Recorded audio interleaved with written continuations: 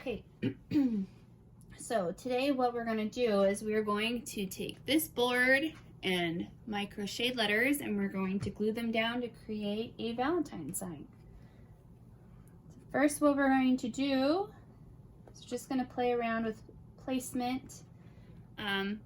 These letters are crocheted from using a Moogly pattern, and then this was a pattern I found for free online. Everything will be linked in my website, briannalentz.com.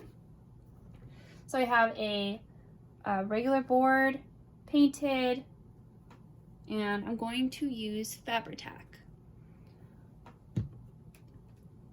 And I'm not going to really fuss too much about it. I'm just going to try to eyeball it and be happy with where it lands, I think.